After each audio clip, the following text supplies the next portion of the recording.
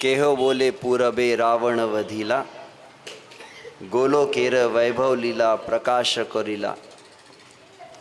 तो वे ही प्रभु राम जी जो पूर्व में अर्थात त्रेता में प्रकट हुए, वे प्रभु रामचंद्र जिन्होंने रावण का संहार किया, वे प्रभु रामचंद्र जिन्होंने अहिल्या का, जिन्होंने जटायु का, जिन्होंने समस्त वानरों का और यहाँ तक कि लंका के उन असुरों का जो प्रभु राम जी का दर्शन करते हुए अपने देह त्याग के सभी का उन्होंने उद्धार किया है।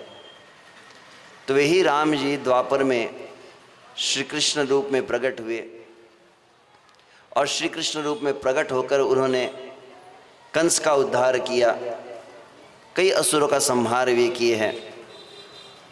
तो समय समय पर भगवान आते रहते हैं।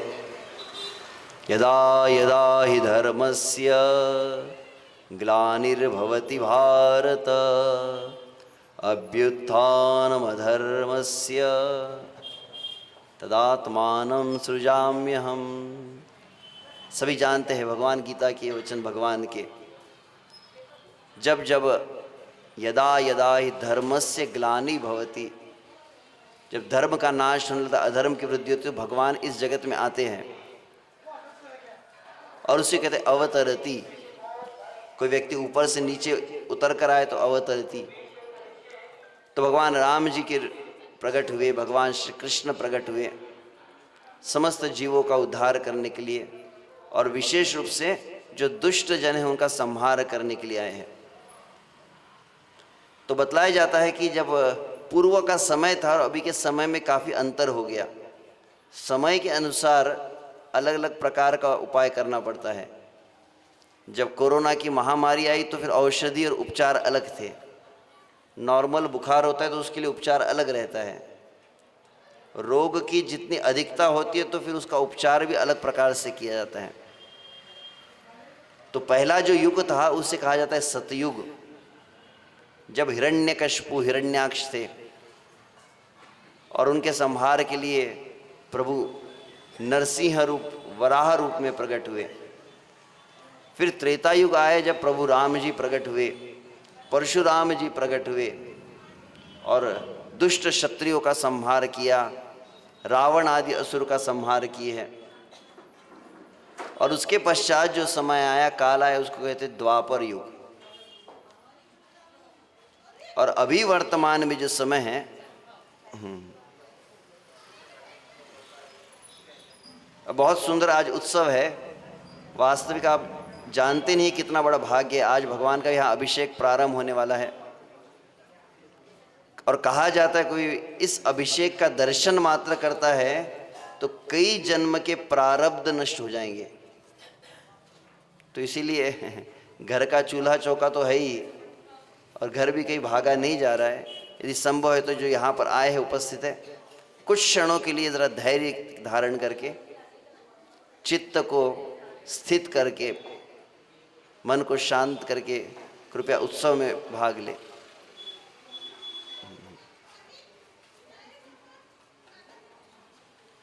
तो वर्तमान में जो काल है, वर्तमान का समय, उसे कहते हैं कलियुग। कलियुग सुना है नाम?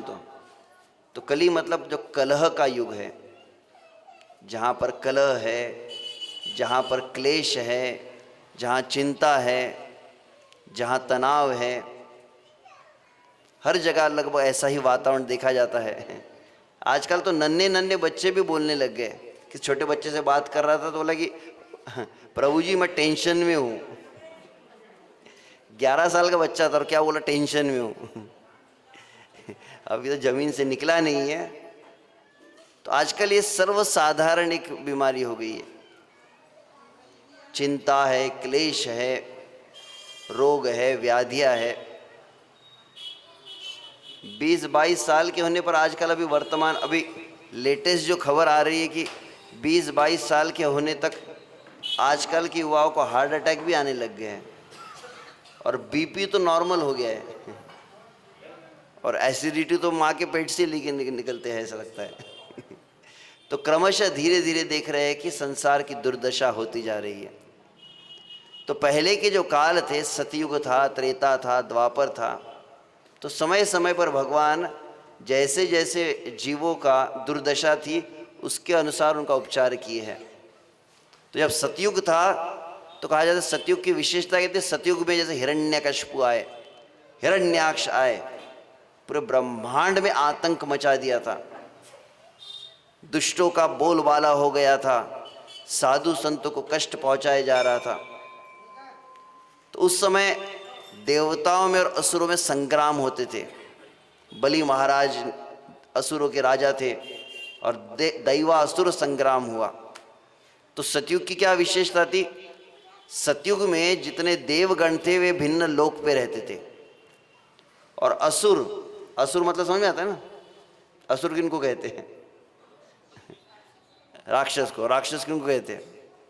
जिनके को बड़े बड़े सींग होते हैं, बड़े बड़े दांत होते हैं और हनी सिंह जैसी हेयर स्टाइल होती है। ऐसा कुछ है क्या? असुर। तो अभी हम गीत गा रहे थे ना, संगीत संकीर्तन चल रहा था, तो जब आप अच्छे से लय में गाते हैं, राग में गाते हैं, तो उसको कहते सुर, बोलते हैं सुरीला गा रहा है व्यक्ति। तो सुरीला मतलब कौन? जिसके स्वर मिलते हैं।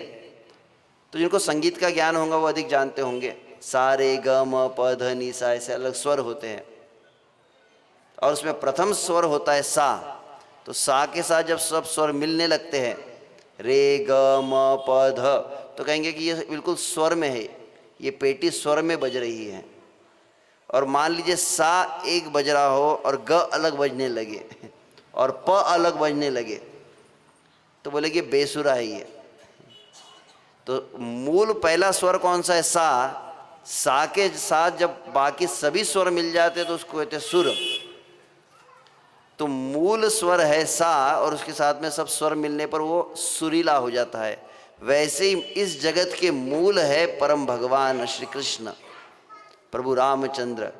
तो प्रभु के स्वर में जब समस्त जीवों के स्वर मिलने लगते हैं, प्रभु की भावना में सबकी भावना, प्रभु के विचार में सबके विचार जब मिलने लगते हैं, तो उसको कहते सुर। और जो प्रभु से अलग अपना सुर निकालने लगे उसको कहते असुर। सरल भाषा में कहा जाए तो समझ में आया? अब याद रहेगा असुर किसको कहते हैं। तो असुर कोट पैंट पहनने वाले भी हो सकते हैं और साड़ी पहनने वाली भी हो सकती है मिसेस असुर। ये क्या कहेंगे? असुरनी। तो वास्तविक यह देव, ये असुर, ये भावना है। परंतु फिर भी तो सतयुग में क्या था? तो सतयुग में देवगण जो थे, अच्छी प्रवृत्ति वाले, अच्छे विचार वाले, भगवान के विचार में से जिनके विचार मिलते हो, ऐसे लोग एक लोक में रहते थे और दुष्ट लोग अन्य लोक में रहते थे, और उनमें बीच बीच में युद्ध होते थे। भगवान दुष्टों को मारने के लिए आते थे। तो भगवान नरसिंह रूप में आए तो भगवान ने अपने नाखून से हिरण्यकशिपु को फाड़ दिया। वराह रूप में आए तो अपने दांत से उन्होंने हिरण्याक्ष का संहार किया, युद्ध हुआ। कभी कभी भगवान सुदर्शन चक्र को धारण करके दुष्टों को मारे हैं। फिर उसके पश्चात त्रेता युग आया, तो त्रेता युग में थोड़ा अंतर हो गया। क्या बदल गया? तो सतयुग में दुष्ट असुर लोग अलग लोक में रहते थे, देवतागण अलग लोक में रहते थे। त्रेता युग में क्या हुआ?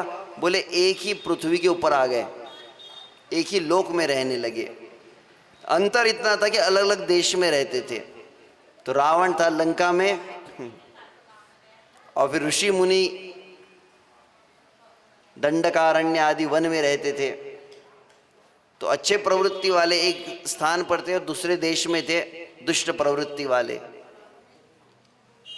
तब भगवान राम जी आए। भगवान राम जी ने क्या किया? धनुष बाण को अपने धारण किया है। एक वाणी, एक बाणी, एक पत्नी जिन्हें कहा जाता है, वे राम जी ने दुष्टों का संहार किया। और तत्पश्चात आया द्वापर युग।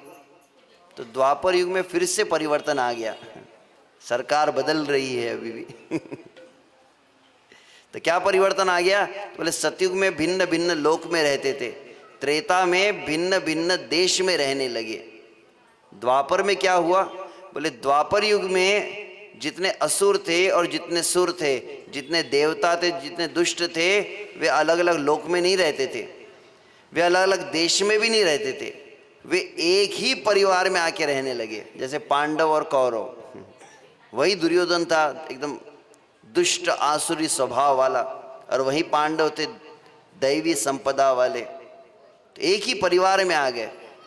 और तो भगवान श्री कृष्ण आए, भगवान ने सुदर्शन चक्र धारण किया और शिशुपाल का संहार किया है, और महाभारत युद्ध में कई दुष्टों का संहार किए। फिर क्या हुआ, तो बोले फिर आ गया रामचंद्र कह गए सिया से, ऐसा कलयुग आएगा, तो ऐसा भयानक कलयुग आएगा कि इसकी तो बात ही क्या कही जाए। जितना कलयुग में दोष रहेगा, जितने कलयुग में पाप होंगे, जितने कलयुग में भ्रष्टाचार दुराचार होगा, इतना पहले कभी हुआ ही नहीं कहा जाता है। इतना अधिक पोल्यूशन, बाहर का नहीं, बाहर की गाड़ियों का तो है ही, परंतु आंतरिक प्रदूषण, मन का बहुत अधिक प्रदूषण हो जाएगा। तो सतयुग में क्या हुआ, सतयुग में अलग अलग लोक में थे देवता असुर, त्रेता युग में अलग अलग देश में आ गए, द्वापर में एक ही परिवार में आ गए। कलयुग की विशेषता क्या है, कलयुग की विशेषता है कि कलयुग में असुर कहाँ पर रहता है, बोले कलयुग में देवता और असुर हरेक व्यक्ति के शरीर के अंदर आकर रहने लग गए। तो कलयुग की विशेषता है, कलयुग में लगभग हर एक शरीर के अंदर में असुर का वास है। आपको अनुभव होता है कभी कभी कभी कुछ लोग कहते हैं ना, मेरे अंदर का शैतान जाग रहा है। अभी राम जी के मंदिर में आए तो अच्छी भावना है, परंतु कभी कभी ऐसा आपको जीवन में अनुभव है कि आपको ही अपने ऊपर शर्म आने लगती है, ऐसे मन में दुर्भावनाएं आ जाती है, हमारे ऐसी दुष्ट भावना आ जाती है। तो अच्छी भावना और दुर्भावना दोनों हमारे मन में बैठी हुई है। तो जब दुष्ट लोग सामने थे तो भगवान ने धनुष बाण से उनका संहार किया, सुदर्शन से उनका संहार किया, अपने नाखून से उनका संहार किया। अब भगवान ने विचार किया कि कली काल का ऐसा दोष है, कलयुग में पूरा संसार भर गया है शुरू से, प्रत्येक मनुष्य में। तब क्या किया जाएगा, अगर दुष्टों को मारने के लिए भगवान सुदर्शन चक्र चलाएंगे तो परिणाम क्या होगा, बोले पृथ्वी पर एक भी मनुष्य जीवित नहीं रहेगा। तब भगवान ने विचार किया, हाल ही में हमारे नरेंद्र मोदी जी ने क्या किया था, बोले कि दूसरे दुश्मन को क्या करना चाहिए, उसके देश के अंदर घुस के मारते हैं ना, उसके तो सर्जिकल स्ट्राइक सुना है आपने। तो वैसे ही भगवान ने योजना बनाई, एबे नाम संकीर्तना तीक्ष्ण खड़ग लैया अंतर असुर जीवे फैली बेकाटिया। तो कलयुग की बहुत बड़ी योजना है। आप में से कितने लोग चाहते हैं, हाथ ऊपर कीजिए, कि आपके अंदर की दुष्ट भावना पूरी तरह से खत्म हो जाए। कुछ लोग तो शायद स्वीकार ही नहीं करते, हमारे अंदर कुछ नहीं है प्रभु जी। ईमानदार, honesty is the best policy, अंग्रेजी में कहावत है, ईमानदारी से हर एक में है। कितने लोग चाहते हैं कि अपने हृदय के दुष्ट भावनाएं पूरी नष्ट हो जाए? तो जोर से हाथ ऊपर करके हरि बोल कहिए। हाँ, लगभग चाहते सभी।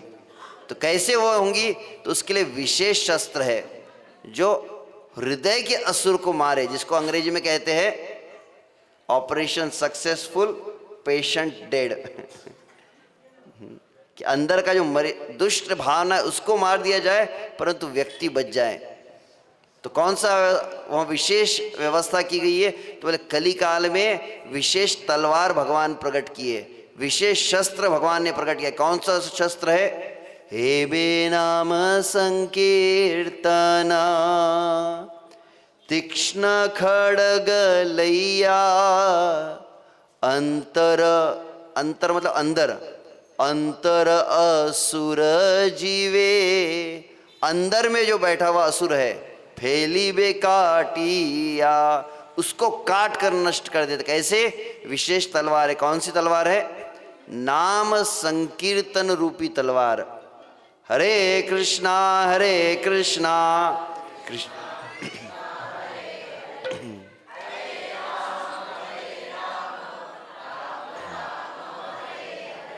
यह विशेष शस्त्र है। तो जो इस शस्त्र को अपने जीवन में धारण कर लेता है, तो ये शस्त्र कैसे प्रवेश करेगा? जब आप अपने जिह्वा से नाम का उच्चारण करते हैं। इसलिए हम बीच बीच में कह रहे थे कुछ लोगों से, अरे मुंह खोलना तो पड़ेगा ना। इसलिए हमारे संत ज्ञानेश्वर महाराज क्या कहते हैं, हरि मुखे मणा म्हटलंय. ज्ञानेश्वर महाराजांनी असं म्हटलं का, हरी मनात म्हणा, हरी मनात म्हणा. शब्द महत्वाचा आहे ना. हरी मुखे म्हणा, हरी मुखे म्हणा, पुण्याची गणना कोण करी. तर मुखाने म्हणावं लागेल ना, तोंड उघडावं लागेल. तो मुख से जब नाम उच्चारण करते हैं तो जैसे जिह्वा पर नाम आता है और वो नाम जब उच्चारण करते हैं आपके कान में जाता है ना, हरे कृष्णा कृष्णा कृष्णा हरे हरे, हरे राम राम राम हरे हरे. इसको कहते हैं सर्जिकल स्ट्राइक. यहाँ जो चल रहा था, जितना अधिक आप भगवान का नाम मुंह से बोलते रहते, जितना अधिक आप भगवान का नाम कान से सुनते रहेंगे, उतना हृदय में जितने राक्षस बैठे हैं, काम क्रोध लोभ मद मोह मात्सर्य ईर्ष्या द्वेष, सब नष्ट होने लगते हैं. तो ये बात कह तो दी मैंने, परंतु कई लोगों की बात पल्ले पड़ती नहीं है. मराठीत एक म्हण आहे, कळतं पण वळत नाही. तो ऐसी दशा कलयुग के जीवों की है. तो भगवान श्री कृष्ण प्रभु रामचंद्र ने जीवों का कल्याण करने के लिए कई सुंदर उपदेश दिए हैं. रामचरितमानस में प्रभु श्री कृष्ण आए, तब द्वापर के अंत में प्रभु ने संसार के जीवों का कल्याण के लिए गीता का उपदेश दिया है. और गीता में बतलाया है कि कैसे भगवान का भजन किया जाए, कैसे हृदय की दुर्भावनाओं को नष्ट किया जाए. भगवान श्री कृष्ण गीता में कहे, सततम कीर्तयन्तो माम यतन्तश्च दृढ़व्रता, कि मेरे भक्त क्या करते हैं, निरंतर. आप ऐसे कितने लोग सांस लेते, हाथ ऊपर कीजिए. बोलेंगे प्रभु जी का दिमाग सरक गया है. अगर सांस नहीं लेते तो फिर वो घर की सांस अलग है, वो भी एक सांस है और ये भी एक सांस है. शायद इसीलिए उसको सांस कहते हैं. किसी ने कहा, हमारा तो अनुभव नहीं, बोले जो आपकी रोक दे सांस वह है सांस. कोई सांस बहुत साथ में तो नहीं आई है ना यहाँ. तो जिस प्रकार से आप श्वास इतना सहज स्वाभाविक लेते कि आपको अनुभव भी नहीं होता है, तो जैसे सांस लेते, सततम कीर्तयन्तो माम, श्री कृष्ण गीता में कहे हैं कि मेरे भक्त क्या करते, निरंतर जैसी सांस चलती है, तो वैसे भगवान का नाम निरंतर चलते उठते फिरते बैठते हर समय भगवान का नाम लेना चाहिए. भगवान कहे हैं कलयुग के लिए विशेष कौन सा यज्ञ है, कोई होम हवन करना है, कोई वास्तु पूजन, कौन सा यज्ञ कहा है भगवान ने गीता में, यज्ञानाम जप यज्ञोस्मि. कितना सरल शब्द है. सभी यज्ञों में सबसे श्रेष्ठ कौन सा यज्ञ कहा, जप यज्ञ कहा है. तो इतना तो भगवान ने सरल भाषा में समझाया. परंतु समस्या क्या हो गई, आप कभी कभी पाठशाला में जाएंगे तो पाठशाला में क्या होता है, कुछ विद्यार्थी ऐसे होते हैं जिनको कहते हैं ढ समझ में आता है, एकदम जड़ बुद्धि, उनको समझ में नहीं आता है. उनको 10 बार भी आप पाठ सिखाएंगे ना, फिर भी वो समझ नहीं पाते. ऐसे विद्यार्थियों पर शिक्षक को जब बहुत दया आती है तो शिक्षक क्या करता है, वो विद्यार्थी के पास में बैठ जाता है और विद्यार्थी के हाथ की कलम अपने हाथ में पकड़ता है और उसको बोलता है, लिख अब क ख ग घ. अचानक वहाँ पर एक दूसरे शिक्षक आकर उसने क्या देखा कि यह शिक्षक उस विद्यार्थी के साथ में बैठा हुआ है बेंच के ऊपर और लिख रहा है क ख ग घ. तो वह बाहर से आने वाले व्यक्ति ने क्या सोचा, अरे ये व्यक्ति खुद सीख रहा है लगता. परंतु वास्तविकता क्या है, वो सीख नहीं रहा है, सामने वाले व्यक्ति को सिखाने के लिए खुद कलम हाथ में लेकर लिखने का प्रयास कर रहा है. वैसे ही यहाँ पर आप जिनका दर्शन कर रहे हैं, श्री श्री गौर निताय की, श्री कृष्ण चैतन्य महाप्रभु की, श्री नित्यानंद प्रभु की. तो ये विशेष भगवान है. पीछे वाले जो बड़े भगवान है वो धनुष बाण लेकर ऐसे खड़े हैं, परंतु ये भगवान ऐसे हाथ ऊपर करने वाले हैं ना. ऊपर है कि नहीं हाथ, बोलेंगे विचित्र जो भगवान है, कौन से नए भगवान दिख रही है. तो इसीलिए हम सब का बार बार कहते हैं हाथ ऊपर. तो कलयुग में विशेष रूप से बतलाया जाता है कि वे ही श्री कृष्ण ब्रजेंद्र नंदन जेई, शची सुत होइलो सेई, बलराम होइलो निताई। ब्रजेंद्र नंदन वृंदावन बिहारी श्री कृष्ण ने जब देखा कि मैंने गीता का उपदेश दिया और गीता में इतने सरल भाषा में समझाया, परंतु कली काल के जो जीव है, परतवाड़ा के जो जीव है, उनकी बात पल्ले नहीं पड़ने वाली, तो क्या किया जाए। भगवान ने बोला मुझे नीचे उतर के सिखाना पड़ेगा। तो द्वापर में भगवान श्री कृष्ण ने क्या किया, बोले द्वापर में भगवान श्री कृष्ण ने थियरी बताई। तो भगवान ने कहा प्रैक्टिकल भी आवश्यक है ना, आज का स्कूल में होता है कि नहीं, थियरी और प्रैक्टिकल दो होता है। तो गीता के रूप में भगवान ने थियरी बताई और वे ही भगवान श्री कृष्ण ठीक आज से 538 वर्ष पूर्व फाल्गुन पूर्णिमा की तिथि को इस जगत में पुनः अवतरित हुए। वैराग्य विद्या निज भक्ति योग शिक्षार्थम एक पुरुष पुराण। श्री कृष्ण चैतन्य शरीरधारी कृपाम्बुधि त्वां शरणं प्रपद्ये। यह शास्त्रों के वचन है। कली काल में क्या होगा, भगवान स्वयं आएंगे, बताया गया ही है। परंतु विशेषता क्या है, भगवान आएंगे परंतु भगवान अपने आप को छुपा कर रखेंगे। क्यों? भगवान कलयुग में आकर भी अपने आप को भगवान के रूप में प्रकट नहीं करेंगे। किस रूप में प्रकट करेंगे? भक्त के रूप में भगवान आएंगे। और भक्त के रूप में आकर भगवान क्या करेंगे, निज भक्ति योग शिक्षार्थम एक पुरुष पुराण। अपनी भक्ति को स्वयं करके सिखलाएंगे कि कली काल में कैसे नाम का उच्चारण करना चाहिए और कली काल में कैसे जीवों का कल्याण नाम से होगा। तो जिनको आप दर्शन कर रहे हैं, दो भगवान है ना, दोनों हाथ ऊपर करके, वे और कोई नहीं, जो त्रेता में राम लक्ष्मण के रूप में थे, जो द्वापर में कृष्ण बलराम थे, वे ही आज से 538 वर्ष पूर्व श्री चैतन्य महाप्रभु और श्री नित्यानंद प्रभु श्री श्री गौर निताय की इन रूप में प्रकट हुए भगवान। और भगवान की भगवत्ता दिखलाई है। कई बार लोगों के मन में संशय आ सकता है कि आजकल तो कई बाबा लोग भी भगवान बन जाते हैं। ये संत भगवान बन गया तो वो बाबा भगवान बन गया, तो ये बापू जी भगवान बन गए। तो कोई दक्षिण भारत में भगवान आते तो महाराष्ट्र में कोई भगवान आते, तो बोले भगवान का बाजार बन गया आजकल। ऐरा गैरा नत्थु खैरा भगवान बन जाता है। वास्तविक देखा जाए तो कोई जीव जो है, संसार का जीव भगवान नहीं बन सकता। समुद्र की बूंद कभी समुद्र बन सकती है क्या? तो छोटा सा जीव कैसे असीम अनंत भगवान बन सकता है? जो समस्त जगत का सृजन पालन संहार करते वे परम भगवान रहते हैं। तो जीव कभी भगवान नहीं बनता है, परंतु कुछ लोग इस तरह सोचते हैं। तो भगवान जब आते तो सबसे पहली बात होती है कि पहले से उसका प्रमाण रहता है। तो द्वापर के अंत में जब हम देखते हैं कि महाभारत में भीष्म पितामह ने भगवान का दर्शन किया है और भगवान की बहुत सुंदर स्तुति की है, जो बहुत प्रसिद्ध है, सभी जानते हैं। विष्णु सहस्त्र नाम जानते हैं, सुना है ना, कईयों को उच्चारण भी आप करते होंगे। और विष्णु सहस्त्र नाम में ही कली काल में भगवान के रूप का वर्णन किया गया है। सुवर्ण वर्ण है मांगो वरंगश्चंदनांगदी संन्यास कृष्णमा शांतो निष्ठा शांति परायणा। कलयुग में विशेषता है, कलयुग में जो कृष्ण है, जो श्याम सुंदर है, जो प्रभु राम जी के रूप में नीलांबुज श्यामल कोमलांगो, भगवान का जो नील वर्ण है, वे नील वर्ण श्री कृष्ण कैसे होंगे? कलयुग में जब आएंगे तो उनका रंग होगा गौर वर्ण। गौर वर्ण मतलब सोने की तरह रंग रहेगा उनका। सुवर्ण वर्ण हेमांगो वरंग चंदनांगदी।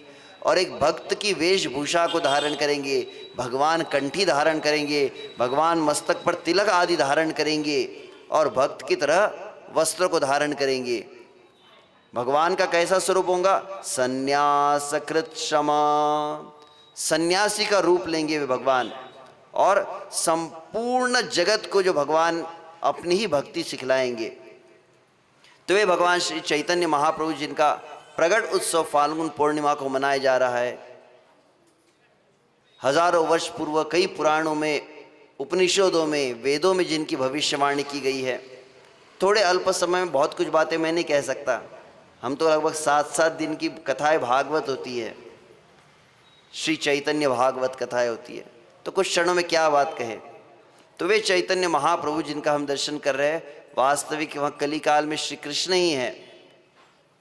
भागवत में प्रश्न पूछा गया है कि अलग अलग युग में भगवान की आराधना कैसी की जाए, तो वहाँ पर प्रश्न एकादश स्कंद में महाराज निमि नव योगेंद्रों से किए हैं कि कली काल में आराधना कैसी होंगी। तो वहाँ पर कली काल में जिनके पास पवित्र बुद्धि है। आपके पास बुद्धि है? बोले प्रभु जी हमारा अपमान कर रहे क्या? बुद्धि है तभी तो हम बैठे हैं, निसंदेह है। परंतु जिनकी बुद्धि पवित्र होंगी वो कली काल में भगवान की आराधना कैसे करेंगे? यज्ञै संकीर्तन प्रायै यजंती सुमेधसः। क्या कहा गया कि कलयुग में विशेष रूप से जो सुमेधस, मेधा मतलब बुद्धि, और सुमेधा जिनकी पवित्र बुद्धि होंगी, वो कलयुग में सबसे बुद्धिमान जो लोग होंगे वो क्या करेंगे? भगवान की पूजा करेंगे। आरती की थाली लेकर पूजा करेंगे? बोले ना। होम हवन के द्वारा भगवान की पूजा करेंगे? ना। पूजा कौन सी की जाएंगी? यज्ञ किया जाएगा। कौन सा यज्ञ? संकीर्तन प्रायै। कलयुग में सबसे बुद्धिमान जो व्यक्ति होगा वो भगवान की कलयुग में कैसी पूजा करेगा? संकीर्तन के द्वारा। हरे कृष्णा कृष्णा कृष्णा हरे हरे, हरे राम राम राम हरे हरे। तो नाम की तो महिमा वैसे भी है ही। नाम कितना पवित्र कर सकता है, नाम की शक्ति वास्तव हम जानते ही नहीं है। हमको लगता है ये प्रभु जी बोलते बोलो बार बार, बोलो बार बार कहो, परंतु कितना पुण्य। ज्ञानेश्वर महाराज ने ऐसे थोड़ी कहा, पुण्याची गणना कोण करी। गोकोटिदानम ग्रहणे खगस्य प्रयागंगोदक कल्पवास यज्ञायुतम मेरु स्वर्णदानम न गोविंद कीर्तेत समम शतांशई। आपने एक बार कहा, दोनों हाथ ऊपर करके बोलिए गोविंदा, जोर से गोविंदा गोविंदा। चमत्कार हो गया। क्या वो पता है क्या आपको? शास्त्र कहता है गोकोटिदानम ग्रहणे खगस्य। ग्रहण होता है और उस समय कोई व्यक्ति क्या करे? गाय का दान करे। आजकल गाय दिखती भी नहीं है, घर घर में कुत्ते दिखाई दे रहे और मोबाइल दिखाई देता है। एक तो गाय वगैरह कहाँ रही अभी तो। परंतु कोई अगर गौ माता का दान करता है तो बोले सबसे श्रेष्ठ दान उसको कहा गया है। और कितनी गाय का दान करना चाहिए? एक गाय का दान कौन कौन कर सकता है? एक गाय का दान आप प्रयास कर सकते हैं, परंतु फिर भी इतना सहज नहीं है। देसी गाय, वो भी जर्सी नहीं। तो सहजता से प्राप्त नहीं होंगी। कितनी गाय का दान करना है? बोले गोकोटि दानम। 1 करोड़ गाय का दान कौन कर सकता है? कौन माई का लाल? हाथ ऊपर करो। बोले 1 करोड़ गाय दिखाई नहीं देंगी प्रभु जी। आपको बड़े से बड़ी गौशाला में भी 1 करोड़ गाय नहीं बची है। कौन वहाँ पे राजस्थान में क्या पथमेड़ा ना, शायद कितने 1-2 लाख, अधिक से अधिक, उससे अधिक नहीं है जितना हम जानते हैं। कोई और अधिक जानता होगा।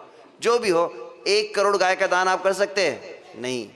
और कहा जाता है कि गाय का दान यदि ग्रहण में, जो दान ग्रहण में करते हैं उसका सहस्त्र गुना अधिक फल मिलता है। तो ग्रहण के मुहूर्त में, काल में 1 करोड़ गाय का दान कौन कर सकता है? नहीं कर सकता। ठीक है, जाने दो, दूसरा ट्राई करते हैं। प्रयाग गंगोदक कल्पवास। प्रयाग त्रिवेणी संगम है, गंगा नदी का तट है, वहाँ गंगा नदी के तट पर वास करना है। कौन कर सकता है? जाके रह सकते ही नहीं? अरे पहले ही नहीं बोल दिया। एक आध दिन के लिए जा सकते हैं ना त्रिवेणी संगम में, कुंभ में जाते हैं जैसे। 10 लाख साल के लिए गंगा के तट पर जाकर वास करना संभव है? उतना तो जीवन ही नहीं है हमारा। और जीना यहाँ, मरना यहाँ, परतवाड़ा छोड़ के जाना कहाँ। छूटता ही नहीं है परतवाड़ा। हम कहाँ गंगा के तट पर जाने लगे? संभव है? बोले ना। तो तीसरी कोशिश कर लेते हैं। 1 करोड़ गाय का दान, कैंसिल कर दिया। 10 लाख साल गंगा के तट पर वास, बोले कैंसिल हो गया। यज्ञायुतम, यज्ञ करना चाहिए, घर पे यज्ञ कर सकते हैं, होम हवन करते ना, परंतु वास्तव में हमको यज्ञ पता भी नहीं है क्या होता है। और कितने यज्ञ करने हैं, बोले अधिक नहीं, बस 10,000 यज्ञ कर सकते ना। एक यज्ञ में नानी याद आ जाएंगी। सही यज्ञ अगर किया जाए, आजकल तो अब यज्ञ कर भी नहीं सकते, आजकल तो कोई शुद्ध देसी घी नहीं है, सब डालडा यूज करते हैं। और ऐसे संत झाले कड़ी तोंडी तंबाकूची नड़ी, तो आजकल के पंडित जी भी देसी दारू वाले होते हैं और बीड़ी फूकते रहते, ठोकर तंबाकू रहता है उनके हाथ में, गुटखा रहता है, माणिक चंद। ऐसे तो फिर ब्राह्मण है, तो पवित्रता कुछ रही नहीं। पहले ब्राह्मण इतना पवित्र होता था, मंत्र उच्चारण किया ही अग्नि प्रकट हो जाती थी। एक स्थान पर यज्ञ हो रहा था, पंडित जी आए, बोले पंडित जी यज्ञ अग्नि जलाइए। पंडित जी ने जेब से लाइटर निकाला, जिससे वो सिगरेट जलाते उससे वो यज्ञ कुंड जलाने लगे। वाह वाह वाह, हो गया स्वाहा। ऐसी तो दशा है, ना ब्राह्मण पवित्र है, ना घी है, ना दूध है, ना दही है, तो कौन यज्ञ करे ऐसा। और धन में भी कई दोष है, दुनिया भर के उल्टे सुल्टे धंधे करके धन लाया गया है, तो यज्ञ संभव नहीं है। चलो चौथा कर लेते हैं, मेरु सुवर्ण दानम, सोने का दान। तो ये आजकल तो सोना दिखाई भी नहीं देता है। जब से मोदी जी आए 10 साल में, तो उन्होंने तो लोगों की सोना ही गायब कर दिया। ना रात का सोना रहा, ना गहना शरीर के ऊपर का सोना रहा। अभी क्या आर्टिफिशियल ज्वेलरी चलता है। तो सोने का दान करना संभव नहीं है। पहले ही लोगों ने नहीं बोल दिया, हम मांगने के लिए थोड़ी आए आपसे कुछ, परंतु पहले ही सब माताएं नहीं बोल रही है, हम नहीं मांग रहे, चिंता मत कीजिए। कितना स्वर्ण का दान किया जाए, बोले मेरु सुवर्ण दानम, मेरु पर्वत इतना सोने का दान संभव है। ये चारों क्रिया नहीं की, परंतु आपने क्या किया, दोनों हाथ ऊपर क्या कहा, हरे कृष्णा कृष्णा कृष्णा हरे हरे, न गोविंद कीर्तेत समम शतांशई। आपको पता नहीं, जाने अनजाने में आपको यहाँ पर मैसेज भेजा गया, आ जाइए मंदिर में, और जब से बोल रहे प्रभु जी हाथ ऊपर करो, हाथ ऊपर करो, हाथ ऊपर करो। भलताज कार्यक्रम है ये, बार बार बोलो, कितने बार बोलना पड़ता है। परंतु आप नहीं जान रहे क्या हो गया आपके जीवन में। तो कहा गया है कि कोई केवल एक बार यदि प्रभु का नाम ले, तो जितनी बातें मैंने कही, 1 करोड़ गाय का दान, लाखों वर्ष गंगा के तट का वास, 10,000 यज्ञ, पर्वत इतने स्वर्ण का दान का ये 10वां हिस्सा भी नहीं है भगवान के नाम का मुख से उच्चारण करने के। श्री कृष्ण भगवान की इतनी नाम की महिमा है, परंतु फिर भी कलिकाल में लोग नहीं ले पाए। तो इसीलिए कलिकाल में क्या हुआ, आज से 538 वर्ष पूर्व श्री चैतन्य महाप्रभु प्रकट हुए। और श्री चैतन्य महाप्रभु ने जैसे प्रकट हुए, पूर्णिमा की संध्या थी, पूर्णिमा की संध्या में पूर्ण चंद्र प्रकट होता है, पूर्ण चंद्र उदित होता है, परंतु उस संध्या में विशेषता थी कि ग्रहण लगा हुआ था। तो ग्रहण लगने के कारण संपूर्ण स्थान पर क्या हुआ, जितने लोग थे ग्रहण में क्या करते, तीर्थों में जाकर स्नान करते हैं।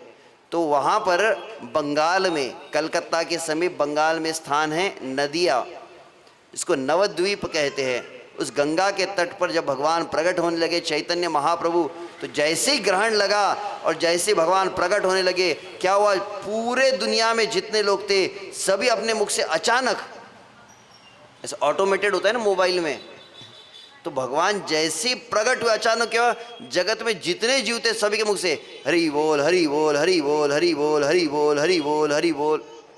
यहाँ तक कि हिंदू ही नहीं, मुस्लिम नहीं, समस्त जीव नाम का उच्चारण करने लगे। मराठीमध्ये म्हणतात बाळाचे पाय पाळण्यात दिसतात। तो कीर्तन अवतार कहा जाता है कि भगवान कलयुग में कीर्तन को सिखलाने के लिए आएंगे। तो भगवान जैसे ही प्रकट हुए सभी के मुख से वहाँ पर नाम उच्चारण हुआ। बालक अपने माँ के पेट से जैसे प्रकट हुआ तो बालक रोता है तो क्या करते हैं आजकल के माँ बाप, बोले माँ बाप आजकल के बच्चे के हाथ में मोबाइल दे देते हैं तो बालक शांत हो जाता है, खिलौना दो तो शांत होता है। परंतु ये बालक जो था, श्री चैतन्य महाप्रभु जब बाल स्वरूप में थे, बालक रोने लगा जोर जोर से। अलग अलग खिलौने लाने लगे, अलग अलग भेंट उपहार लाने लगे, परंतु बच्चा शांत ही नहीं हो रहा है। विचित्र अद्भुत दृश्य हुआ कि बालक शांत क्यों नहीं हो रहा। और अचानक क्या देखा उन्होंने, अचानक देखा कि यह बालक को बिल्कुल शांत नहीं हो रहा था। तो एक महिला आई वहां पर परतवाड़ा से, तो परतवाड़ा की एक सत्संग की माता जी वहां पे पहुंच गई और उसने देखा बच्चा रो रहा है, तो क्या कहा, तो हरि बोल हरि बोल हरि बोल हरि बोल हरि बोल हरि बोल। जैसे ही नाम भगवान का लिया बच्चा शांत हो गया, एकदम हंसने लगा, चमत्कार हो गया। जैसे नाम रुक गया फिर से बच्चा रोने लगा। अब सबको समझ में आ गया कि ये बच्चे की विशेषता क्या है। इसके सामने जब कीर्तन होता है तो ये खुश हो जाता है, और जैसे ही कीर्तन रुक गया तो बोले बच्चा रोने लगता है। तो तब क्या हुआ, जितने उस नगर की जितनी महिलाएं थी उन्होंने नियम बना लिया, सुबह से शाम तक एक एक महिला आती थी, झुंड के झुंड में आते थे। और एक समय फिर परतवाड़ा का भी महिला सत्संग मंडल, वहाँ पर भजन मंडल पहुँच जाता था और जोर जोर से कीर्तन करते थे, हरे कृष्णा कृष्णा कृष्णा हरे हरे, हरे राम राम राम हरे हरे। सुंदर बाला शचिर दुलाला, नाचत श्री हरि कीर्तन में। तो बहुत सुंदर भजन है, अभी नहीं गाएंगे। तो नन्हा सा बालक है, वो नाचने लगता है जैसे बालिका झूम रही है वैसे प्रभु के कीर्तन में। तो इस तरह से चैतन्य महाप्रभु का प्रागट्य हुआ। और वो चैतन्य महाप्रभु ने सभी को, बड़े से बड़े पापी थे, जगाई मधाई कहा जाता है, इतने पापी थे जो नशे में धुत रहते थे, उनको भगवान का नाम कीर्तन करने लगाया। एक डाकू थे, उनको भगवान का नाम कीर्तन करने लगाया, और देखते ही देखते वो भक्त बन गए। जगाई मधाई ऐसे पापी थे, कहा जाता है कि वहीं कंस जो शिशुपाल दत्तवक्र थे, जो रावण कुंभकर्ण थे, वही कलयुग में जगाई मधाई के रूप में प्रकट हुए थे। इतना पाप जीवन में किया कि उसका हिसाब नहीं है। परंतु चैतन्य महाप्रभु के सामने जब आए, श्री चैतन्य महाप्रभु ने तुरंत उनको दोनों को गले लगा लिया।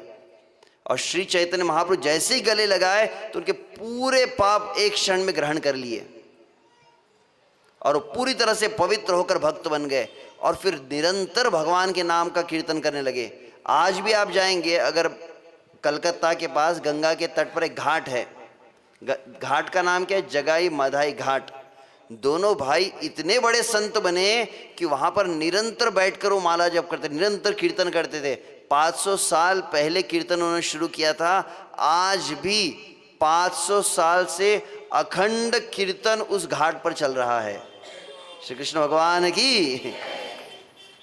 और तब वहां पर चैतन्य महाप्रभु ने भविष्यवाणी की थी, क्या था, पृथ्वी ते आछे जत नगर आदि ग्राम, सर्वत्र प्रचार होइबे मोर नाम। और चैतन्य महाप्रभु ने भविष्यवाणी 500 वर्ष पूर्व की, क्या की, बहुत जल्द ऐसा समय आएगा कि पृथ्वी में जितने देश है, पृथ्वी पर जितने राज्य है, पृथ्वी पर जितने शहर है, पृथ्वी में जितने गांव है, पृथ्वी में जितने जिला है, पृथ्वी पर जितने तालुका है, और पृथ्वी में परतवाड़ा भी तालुका है, समस्त शहर में, सभी नगर में, सभी ग्राम में, सभी जगह पर आगे चल के ऐसा समय आने वाला है कि पूरे दुनिया में कृष्ण के नाम का कीर्तन होगा।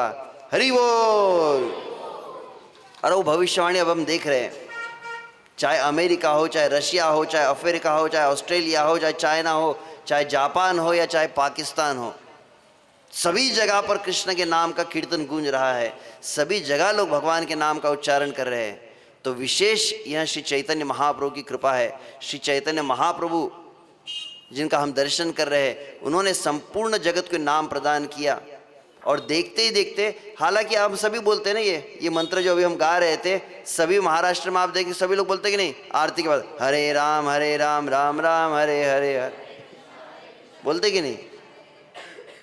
परंतु उतना रिजल्ट आपको पता नहीं चलेगा। परंतु यही मंत्र को जब श्री चैतन्य महाप्रभु का आश्रय लेकर, जय श्री कृष्ण चैतन्य प्रभु नित्यानंद श्री अद्वैत गदाधर श्रीवासादि गौर भक्त वृंद, तो विशेष अलग अंतर आ गया। क्या अंतर आ गया?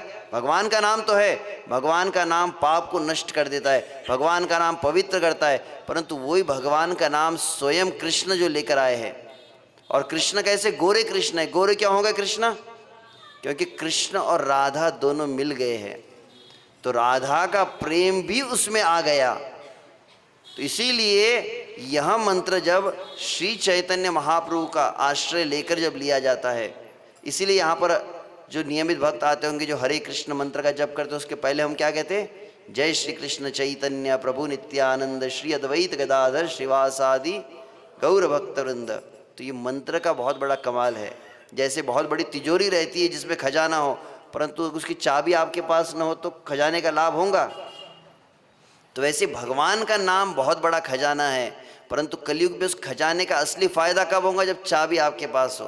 तो श्री चैतन्य महाप्रभु वहाँ चाबी है, जिसके कारण हम देख रहे हैं वहाँ अमेरिका के सरकार ने लगभग आज से 55 साल पहले श्रील प्रभुपाद भारत के एक संत जब वहाँ पर पहुँचे न्यूयॉर्क में, जहाँ पर कैसी दशा थी?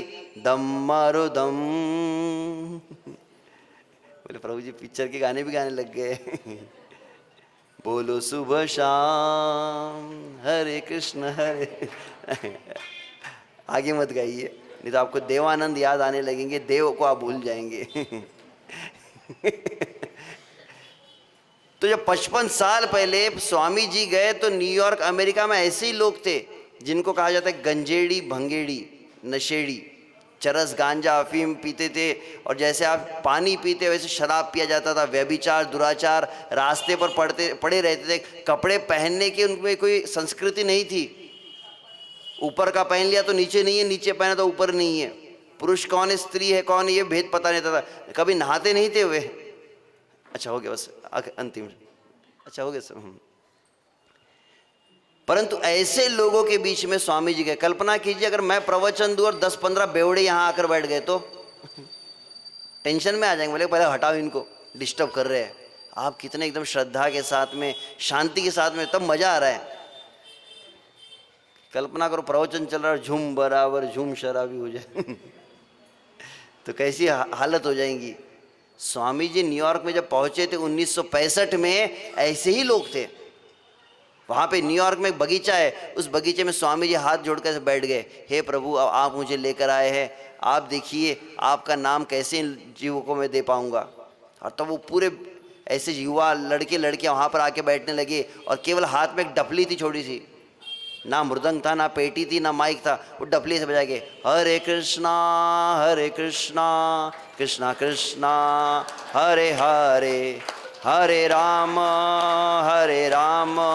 राम राम हरे हरे। बस ऐसा किया। करते करते कैसा कमाल हो गया। देखते देखते वे लोग पहले तो झूमने लगे, फिर उनको अपने हाथों से प्रसाद खिलाया, और यह महामंत्र का कीर्तन करते करते 1 दिन 2 दिन 1 महीना 2 3 4 6 महीने में ऐसा परिवर्तन हुआ, कल्पना कर सकते हैं। अमेरिका में कितना बड़ा एक चमत्कार था। वहाँ पे ऐसे लोग जो धर्म को जानते नहीं थे, कृष्ण कौन है, राम कौन है, राधा कौन है, सीता कौन है, पता नहीं था। ऐसे लोगों के बीच में नाम उच्चारण किया। परिणाम क्या हुआ? उन्होंने सभी गलत कार्य को छोड़ दिया, नशा छोड़ दिया, शराब छोड़ दी, सिगरेट तंबाकू भी छोड़ दिया, यहाँ तक कि चाय कॉफ़ी भी छोड़ दिया, जो अभी तक भारत वालों की छुट्टी नहीं है। और यहाँ तक कि कांदा लहसुन भी छोड़ दिया, और पतलून इंग्लिस्तानी जो है जूता है जापानी वो भी छोड़ दिया। अमेरिका में अमेरिका के युवक धोती पहनने लगे, सर का मुंडन कर लिया, शिखा। अभी आप किसी को बोलो, आजकल के जो बोलते गर्व से कहो हिंदू है, बोलना चोटी रखो, शर्म आती है उनको। कल्पना, अमेरिका में शिखा रखी गई, तिलक धारण किया, धोती पहनी, और वहाँ की लड़कियाँ 15-20 साल की वहाँ तरुण युवतियाँ थी, क्या किया उन्होंने? वो साड़ियाँ पहनने लग गई। बहुत बड़ी बात है अमेरिका में। यहाँ आज आप अपनी लड़की किसी को बोलो साड़ी पहन, सलवार सूट रहता है और क्या क्या। यहाँ तो भी थोड़ी सभ्यता है अभी। आप नागपुर तक पहुँचेंगे तो सभ्यता ही बदलती जा रही है अभी। बोले मॉडर्न है। अब माँ कौन है, बेटी कौन है, बहन कौन, कुछ समझ में नहीं आता है।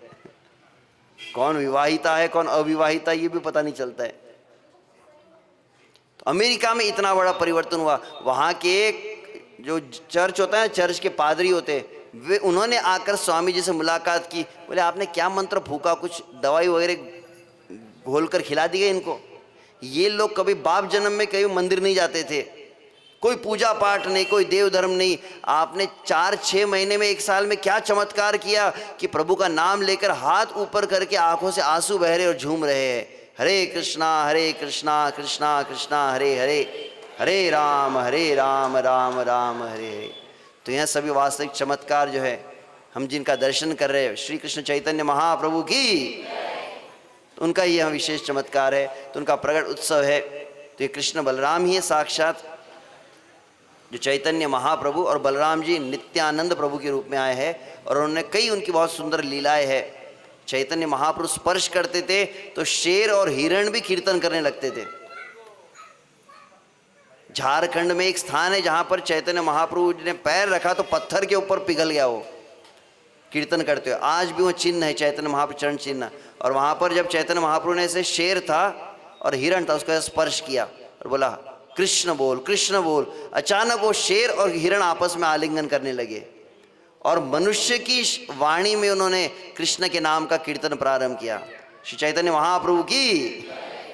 चैतन्य महाप्रभु ने एक छोटा सा कुत्ते का पिल्ला था, उसको अपने गोद में लिया और बोला कि कृष्ण कृष्ण बोल, और छोड़ दिया। वो चले गया परतवाड़ा के चौराहे के ऊपर, और कुत्ते ने अपने दोनों आगे के, जो कुत्ते का पिल्ला था, अपने दोनों आगे के पैर थे उसको ऊपर कर दिया ऐसा, और उसके मुख से कृष्ण का नाम निकलने लगा, हरे कृष्णा कृष्णा कृष्णा हरे हरे। तो ऐसी बहुत सुंदर बहुत कुछ कथा है। तो उन्हीं भगवान का हम हृदय से प्रणाम करना चाहिए। भगवान का बहुत सुंदर यहाँ पर दर्शन है, और भगवान को वास्तविक कलयुग में प्रसन्न करना है तो बस इतना ही करना है। आपको बिल्कुल पैसा नहीं लगेगा, 10 रुपया भी नहीं, 50 रुपया नहीं, 100 रुपये, कुछ भी नहीं। क्या करना है, आप में से जितने लोगों को मुंह दिया है केवल मुख खोलकर भगवान का नाम लेना है। तो जैसे हम चैतन्य महाप्रभु लीला में सुनते हैं कि जब भगवान प्रकट हुए और भगवान मुस्कुराते थे, कब, जब कोई जीव उनके सामने आकर नाम कीर्तन करता था। तो कलयुग में वास्तविक भगवान को प्रसन्न करना है तो कोई उपवास, कोई व्रत, कोई अनुष्ठान, कोई होम हवन की आवश्यकता नहीं है, केवल नाम उच्चारण की आवश्यकता है। तो यह अंतर्राष्ट्रीय कृष्ण भावनामृत संघ आज संपूर्ण विश्व में, और विश्व परतवाड़ा में अब धीरे धीरे नियमित सत्संग हो रहे हैं। इसके माध्यम से इसी नाम की और यह गीता भागवत की शिक्षा जो दी गई है, कैसे व्यवहारिक रूप से अपने जीवन में उतार सकते, वही शिक्षा दी जा रही है। तो आप सभी का विशेष धन्यवाद है। आप में से ऐसे कितने हैं जो आज पहली बार आए हैं, ऐसे कुछ है? अच्छा, बहुत है मुझे लगा ये तो रेगुलर वाले होंगे। तो जो पहली बार आए उनका हम विशेष स्वागत करते हैं।